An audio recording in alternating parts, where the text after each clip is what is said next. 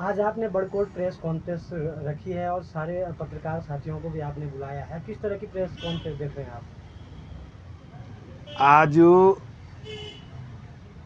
Press के साथियों से बात करने की आवश्यकता इसलिए महसूस हुई कि कल 15 तारीख को यमुनोत्री क्षेत्र के विधायक संजय डोभाल जी के द्वारा देहरादून प्रेस क्लब में एक प्रेस की गई और वो प्रेस नोट जब मैंने सुना तो मुझे बड़ा तरस आया संजय डोभाल पर कि भारत के प्रधानमंत्री और उत्तराखंड के मुख्यमंत्री जिनका विकास के मामले में कोई जवाब नहीं है, इतनी ख्याति प्राप्त कर चुके हैं विकास के मामले में, उन पर जो है भ्रष्टाचार के आरोप लगा रहे हैं। तो मैं समझता हूं, मैं भारतीय जनता पार्टी का बहुत छोटा सा कार्यकर्ता हूं और संजय डोभाल मुद्दे से भटक रहे हैं। संजय डोभाल के पास हताशा और निराशा के अलावा आज कुछ नहीं है। यमुनोत्री विधानसभा क्षेत्र की जनता ने संजय डोभाल को बड़े उम्मीद के साथ यमुनोत्री का विधायक बनाया था कि जन भावनाओं पर खरे उतरेंगे। माननीय विधायक जी जन भावनाओं पर क्या खरे उतरे? कुथनौर में 5 मंजिला होटल, बेशकीमती का होटल का निर्माण हो रहा है। इतनी आपदा आई है क्षेत्र में, पूरा क्षेत्र आपदाग्रस्त है। कभी भी विधायक यमुनोत्री को जनता के लिए प्रशासन से बोलने की जरूरत महसूस नहीं हुई। क्यों नहीं हुई? विधायक यमुनोत्री को कुछ सूझता ही नहीं है। विधानसभा के अंदर आपने देखा होगा, उत्तराखंड का पहला विधायक संजय डोभाल, जो क्वेश्चन क्या करने हैं उसका आंसर क्या आना है यही पता नहीं है।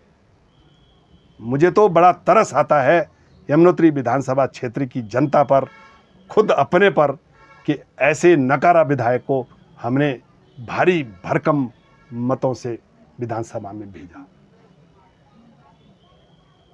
विधायक यमुनोत्री के सारे गोरख धंधे आज की तिथि में बंद हो चुके हैं। ये बात सत्य है। उत्तराखंड के मुख्यमंत्री आदरणीय पुष्कर सिंह धामी जी के नेतृत्व में जीरो टॉलरेंस की सरकार काम कर रही है और जीरो टॉलरेंस के कारण तमाम जिला प्रशासन को, पुलिस प्रशासन को ये निर्देश जारी हो रखे हैं कि क्षेत्र में अवैध ढंग से किसी भी प्रकार का कोई कार्य नहीं संचालित होना चाहिए। और अवैध रूप से जो कार्य संचालित हो रहे हैं, जो लोग प्रभावित हैं वो आज सड़क पे उछल कूद कर रहे हैं। इसलिए विधायक यमुनोत्री का और विधायक यमुनोत्री के भाई का खनन का गोरख धंधा और उसके साथियों का शराब का गोरख धंधा बंद हो चुका है। और ऊपर से 2027 की तैयारी करनी है, 2027 में जाना है। छटपटाहट है ये, विधायक यमुनोत्री की छटपटाहट है कि किस प्रकार से अब जनता को मूर्ख बनाएं। कल की प्रेस से मुझे लग रहा है कि कोई मुद्दा नहीं विकास का।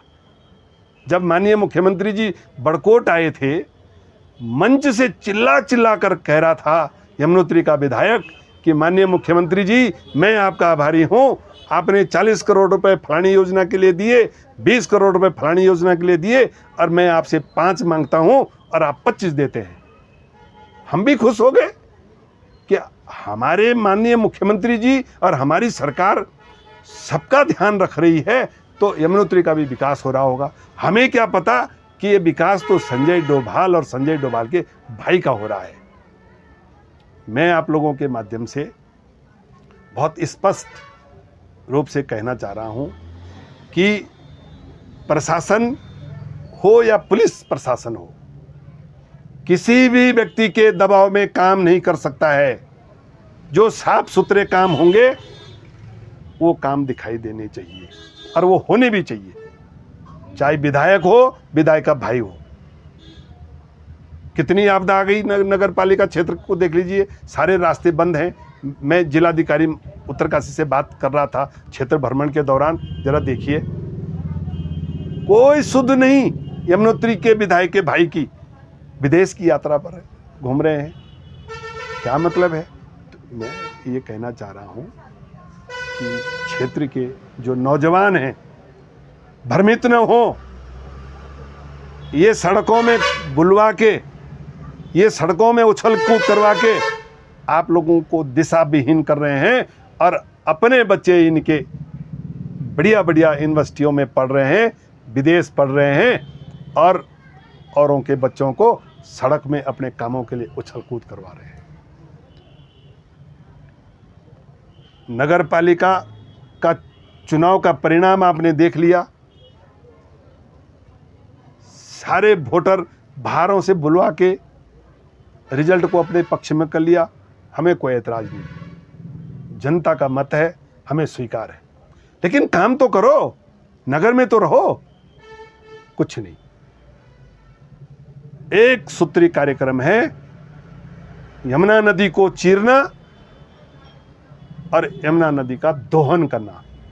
मां यमुना, जिस मां यमुना को तुम चीर हरण कर रहे हो, जिसका तुम इस प्रकार से दोहन कर रहे हो, देखना, इस बात के लिए मैं डंके के साथ कह सकता हूं, दावे के साथ कह सकता हूं कि मां यमुना ही तुम्हारा इलाज करेगी 2027 में। तुम बाबा बौखनाथ के सामने इतने झूठ के पुलिंदे, और जाके पीठ पीछे तुम देवी देवताओं के पास रोते हो, चिल्लाते हो, गिड़गिड़ाते हो कि हमारी मदद करो।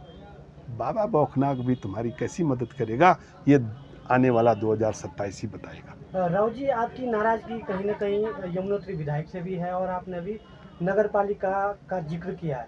आप पर भी ये भी आरोप लग रहे थे कि जो नगर पालिका में जो वोटर जो लिस्ट है उस पर भी आपने ही बाहर के वोटरों के नाम चढ़ाए, क्या यह सत्य है? जांच का विषय है, जांच चल रही है, जांच होनी चाहिए, दूध का दूध और पानी का पानी निकलना चाहिए।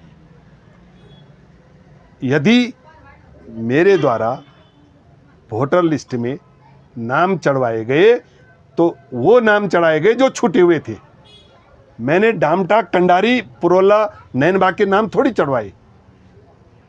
अगर मुझे ये सब नाम चढ़ाने होते तो मैं भी रवाई का वासिंदा हूँ, मैं भी पूरे गांव के नाम चढ़ा सकता था, लेकिन हमें ये सब काम नहीं करने हैं। और आप इन 5 सालों में क्या कर सकते हो, करो ना। हमने अपने कार्यकाल में जो किया वो दुनिया देख रही है, पूरा क्षेत्र देख रहा है, पूरा नगर देख रहा है। अब तुम्हारी बारी है, करो।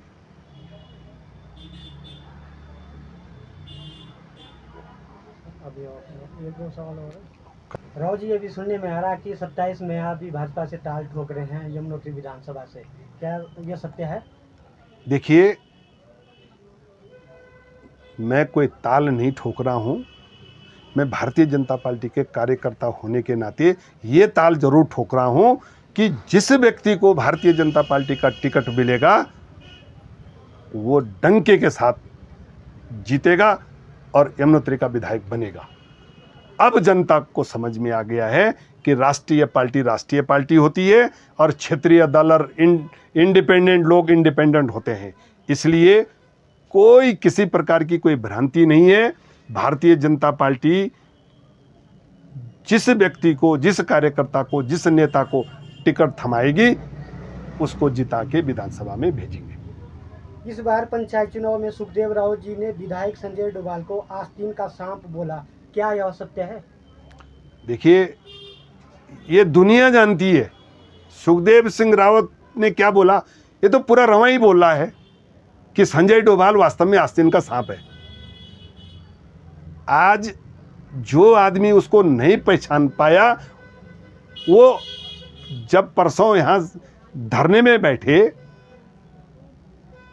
धरने के कारण इशू क्या थे, ये संजय डोभाल की मानसिकता का पता लगता है कि संजय डोभाल किस मानसिकता से ग्रसित है। किसको लाया पकड़ के कि इसको पुलिस ने पीटा, मामला कुछ और था। संजय डोभाल के भाई को पुलिस ने जेल भेजा, उसके उल्टे पुल्टे कामों के कारण, मारपीट के कारण वो बदला निकालना था। लेकिन नहीं, आप लोगों के माध्यम से मैं बहुत स्पष्ट करना चाह रहा हूं कि जो क्षेत्र में अधिकारी तैनात हैं, अच्छे काम करने वाले अधिकारियों को सपोर्ट किया जाएगा और खराब काम करने वाले, जन विरोधी काम करने वाले अधिकारियों को भी हम बर्दाश्त नहीं कर पाएंगे। इसलिए जो संजय डोभाल और संजय डोभाल की टीम सड़क पर बैठी, वो अपने निजी स्वार्थ के लिए बैठी और इसलिए हम इस मोमेंट के विरोध में थे। रही बात उनके देहरादून 2022 तारीख को घेरने की, आप किसका घेराव कर रहे हैं? दिन में तुम कुछ बोलते हो, रात को तुम कुछ बोलते हो। और ठीक है, तुम लोकतंत्र के तहत करना चाह रहे हो, तुम्हारी मर्जी है, लेकिन युवाओं को दिग्भ्रमित न करें, क्योंकि उन्हीं युवाओं के कारण आप यमुनोत्री के विधायक बने हैं।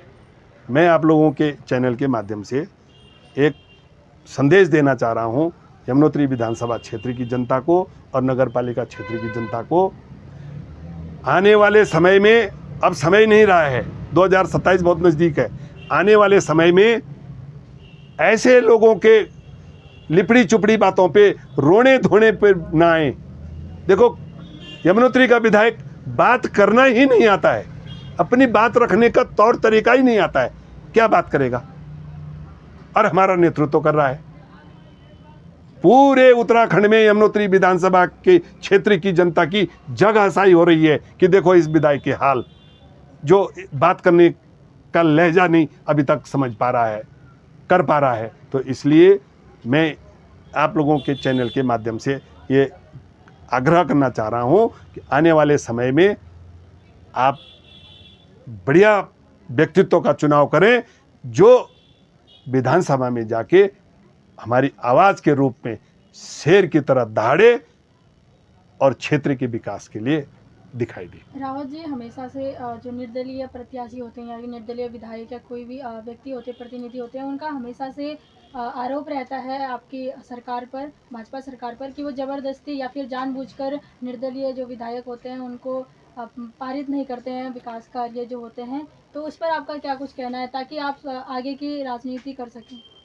देखिए, ये इसमें मैंने क्या बोलना है, ये तो संजय डोभाल जी बोल रहे हैं कि माननीय मुख्यमंत्री जी का मैं आभार व्यक्त करना चाहता हूं, मैं 5 मांगता हूं और 25 देते हैं। इसमें जनता को और हमें बोलने की आवश्यकता ही नहीं है। ये तो खुद वो विधायक बोल रहा है जो सार्वजनिक रूप से माननीय मुख्यमंत्री जी के भाषण सामने बैठे हुए हैं और भाषण में बोल रहा है। तो इसमें जनता को भ्रमित करने की आवश्यकता नहीं है किसी को। जनता भ्रमित इसलिए नहीं हो सकती है कि स्वयं ये संजय डोभाल जी के मुखार बिंदु है कि बजट की कोई कमी नहीं है।